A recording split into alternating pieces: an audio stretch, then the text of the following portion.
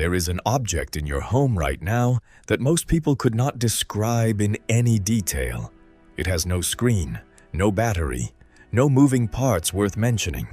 It costs almost nothing, and it has looked essentially the same for over 150 years. Most people own a dozen of them and have never once thought about where they came from, who invented them, or why they exist at all. But the clothespin has a story, and it is stranger and more human than you would ever expect from something this small.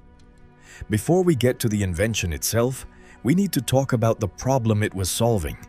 Because for most of human history, getting your clothes clean was one of the most grueling tasks in domestic life. Not inconvenient, not tedious, genuinely exhausting, physically demanding work that consumed entire days and left people's hands raw. And drying the clothes afterward was its own separate battle, one that humanity spent thousands of years losing. In ancient Rome, laundry was a professional occupation. The workers who did it were called fulones, and they operated large commercial facilities known as fulonikai. If you had visited one of these places in the 1st century AD, you would have found vats filled not with soapy water, but with human urine, collected from public restrooms on the street outside.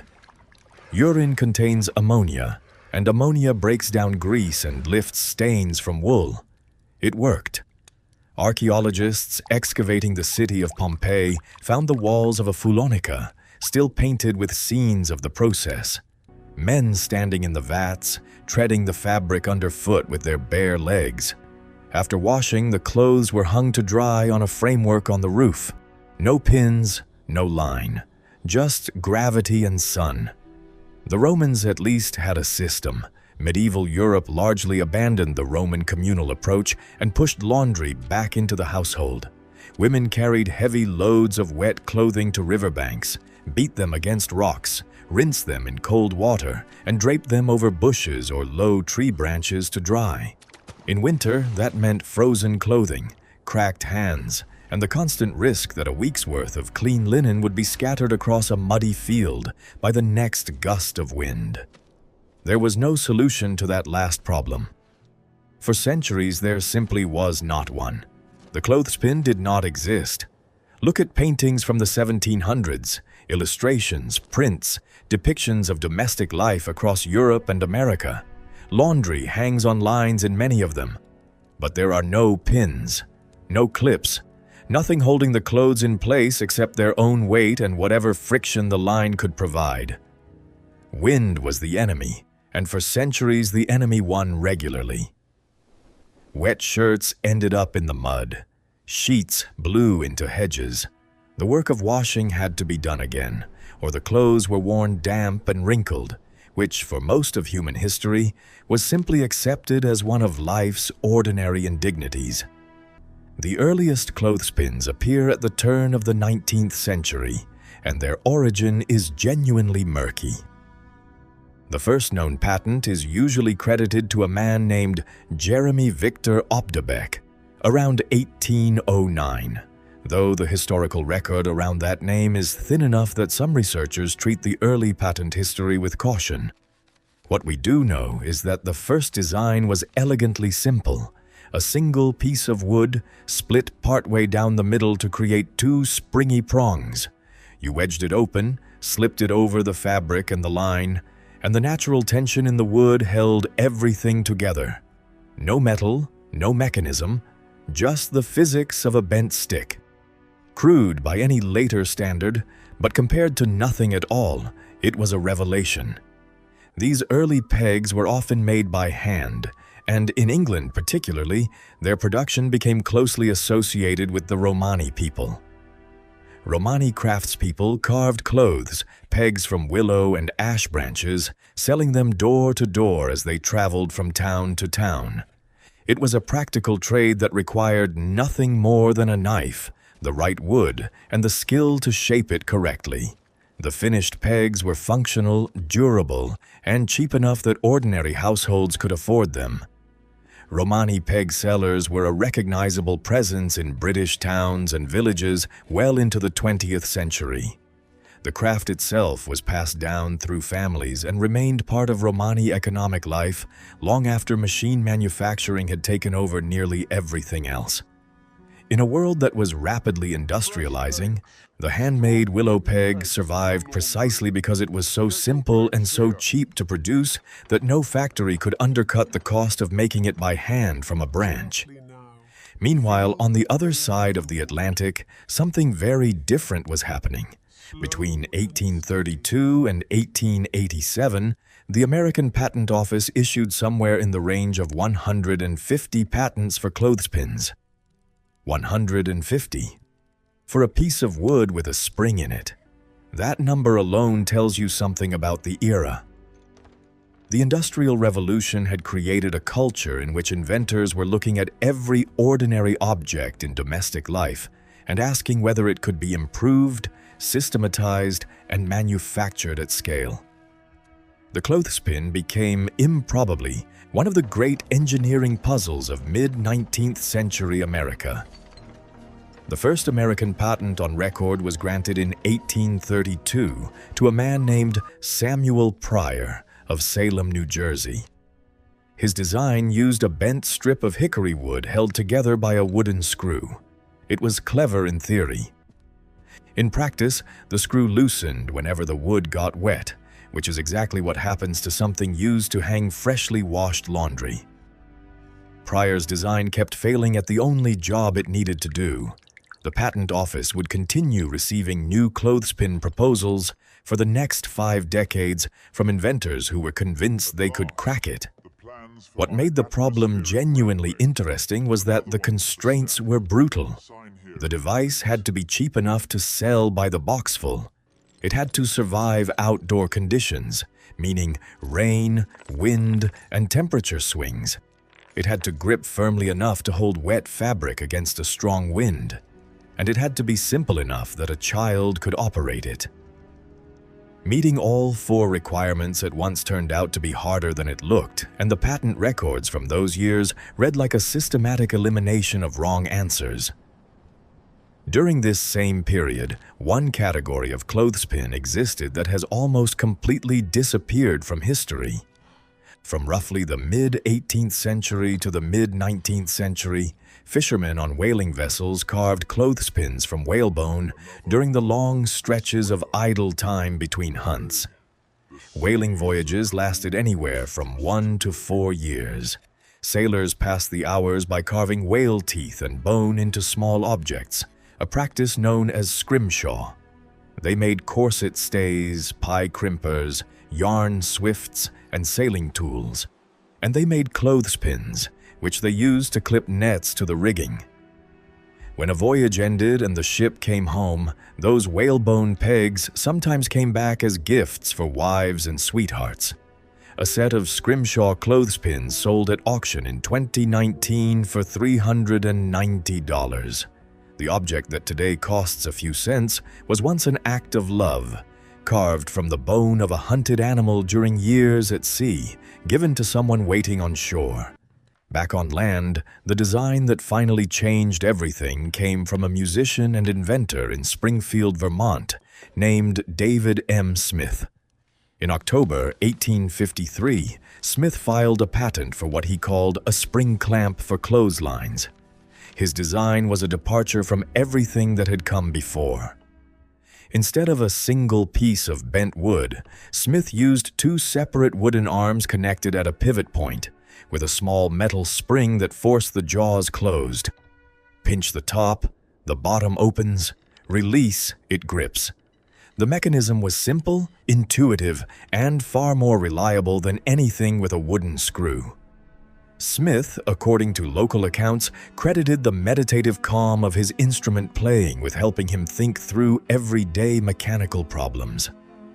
Whether or not that is true, what he produced was a genuinely elegant solution. Vermont turned out to be exactly the right place for this kind of invention to take root. The state had abundant white birch forests, which provided exactly the light, workable wood that clothespin manufacturing required.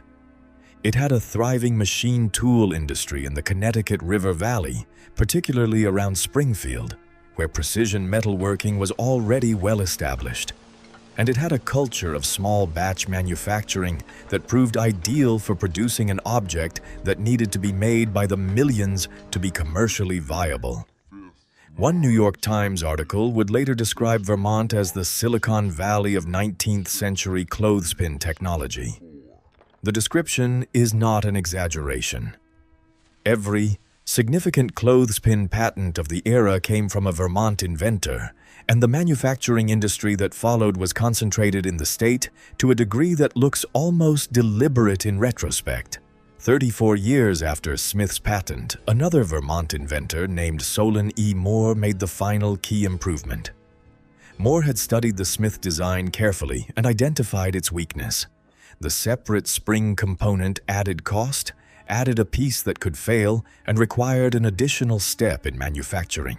His solution was to replace the spring with a single coiled wire that served 3 functions simultaneously. It held the 2 wooden arms together. It acted as the spring that forced the jaws shut, and it served as the fulcrum on which the arms rocked. One piece of wire doing the work of 3 separate components. It cut manufacturing costs, it made the device more robust, and it produced a snap that anyone who has ever used a wooden clothespin will recognize immediately. Moore filed his patent in March 1887. The design he registered that year is, in its essential form, the clothespin still found in kitchen drawers and laundry baskets around the world today. In a century and a half, the fundamental mechanism has not required a single meaningful change. The manufacturing industry that grew up around these patents concentrated itself to a remarkable degree in Montpelier, the capital of Vermont.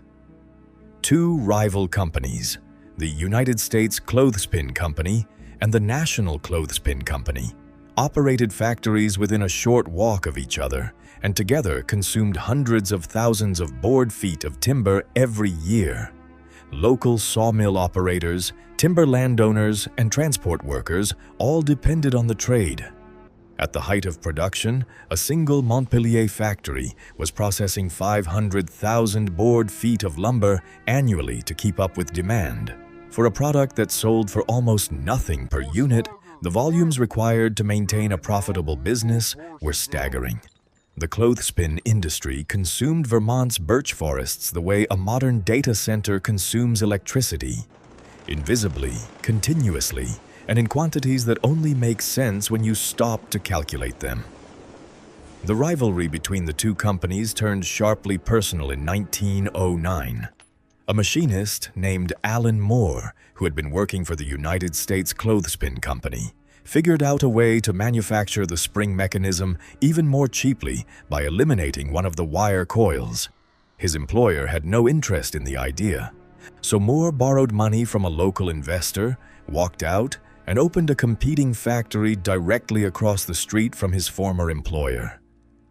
The new National Clothespin Company grew fast enough to overtake the original within a few years.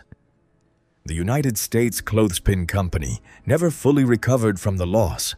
2 factories on opposite sides of the same street in a small New England capital, competing for global market share in the clothespin business. The specificity of it strains belief, but the local newspapers covered it, the patents confirm it, and the buildings stood for decades afterward.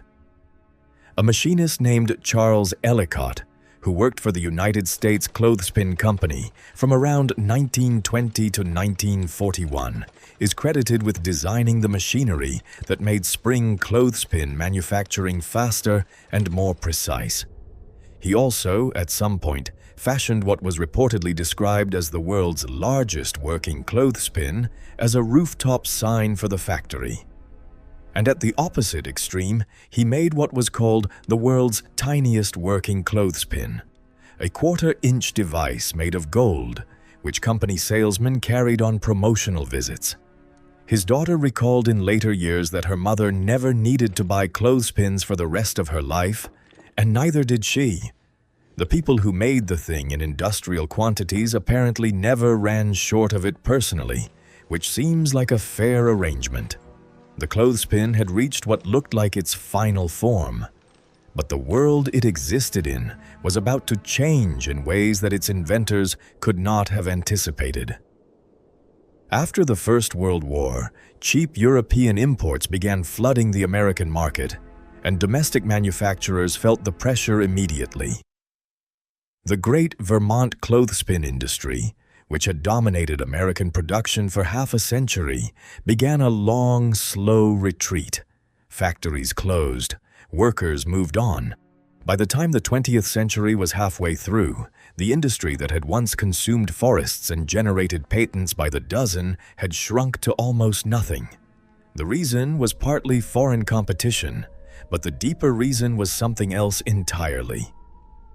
In 1938, a North Dakota inventor named J. Ross Moore struck a deal with a Wisconsin company called Hamilton Manufacturing, which began selling an electric clothes dryer under the name June Day.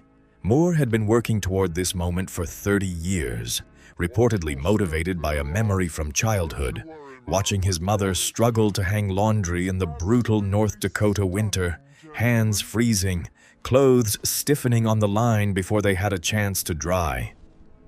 What she was enduring was unnecessary, and he could not accept that it had to continue. It took him 3 decades to build something that would stop it. The electric dryer did not kill the clothespin immediately. Change in domestic habits moves slowly. In 1955, only about 10% of American households owned a dryer. They cost around $230 at the time, which adjusts to something well over $1,000 in today's terms.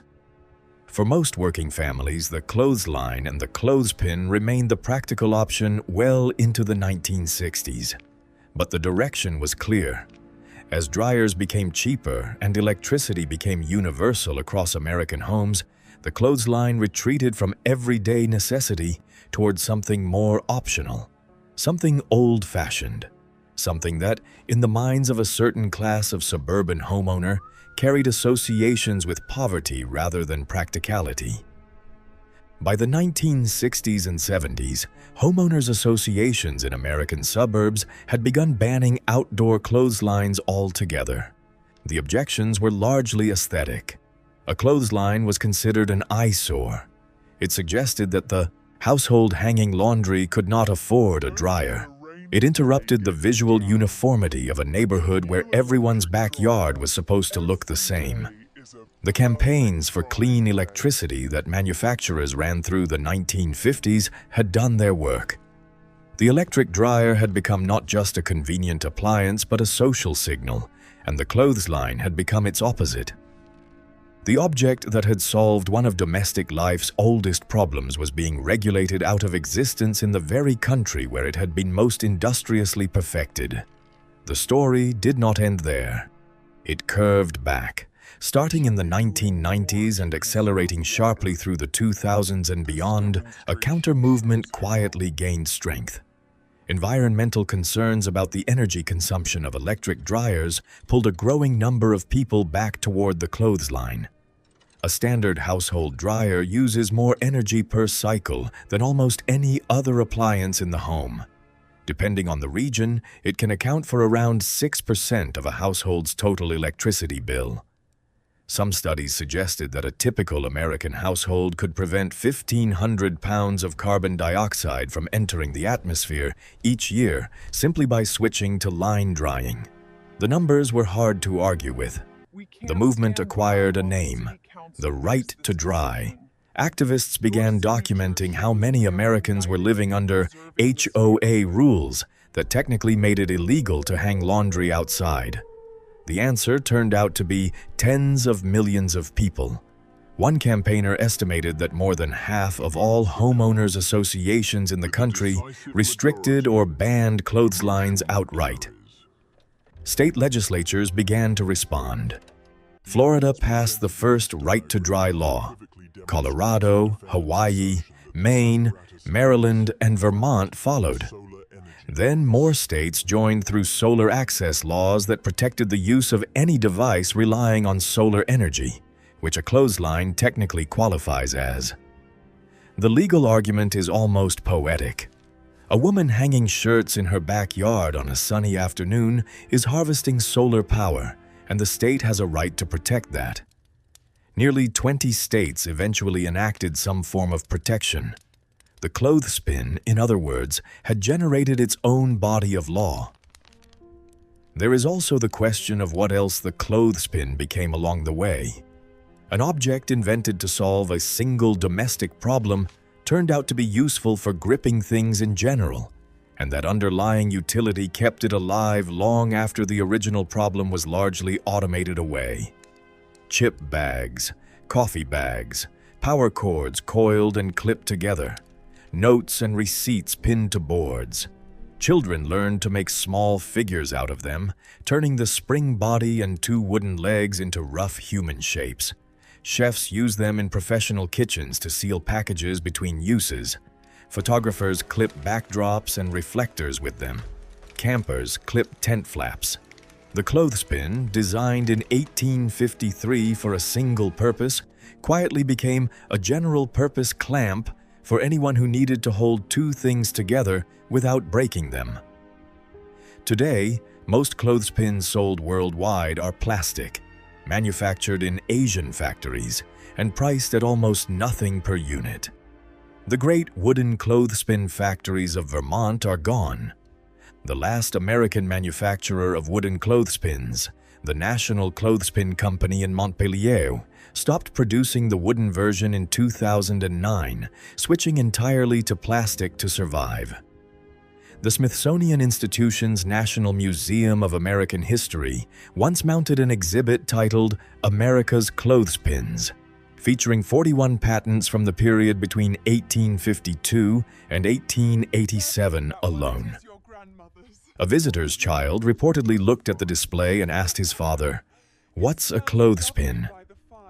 That question is both funny and a little melancholy, because the clothespin is one of those objects whose success is measured precisely by how invisible it becomes. When something works perfectly, when it solves its problem so completely that you stop noticing it at all, it disappears into the background of daily life. You stop thinking about it. You stop wondering who made it or why. You use it without registering that you are using it, which is the highest possible compliment a tool can receive. And eventually, a child at a museum has to ask what it is. That is the full arc, a problem no one had solved for all of human history. A first rough attempt, carved from a willow branch by a Romani craftsperson walking between towns. A wave of patent applications from inventors who could not let the problem go. A musician in Vermont sitting quietly until the mechanism resolved itself in his mind. A machinist who quit his job and opened a factory across the street from his former employer. Whalers at sea carving the same shape from bone, missing their families. An inventor in North Dakota watching his mother freeze, spending 30 years building the machine that would make her life easier, and inadvertently beginning the slow decline of an industry. Suburbs banning something for being too poor-looking. States passing laws to protect something for being too environmentally valuable. The next time you reach into a drawer and pull one out without thinking, that is the whole story in your hand. 2 pieces of shaped wood and a coil of wire that took 2 centuries to arrive at, and may outlast every other object in your kitchen. If this is the kind of story you want more of, subscribing is the easiest thing you can do. We find these things every week, and they are always worth knowing.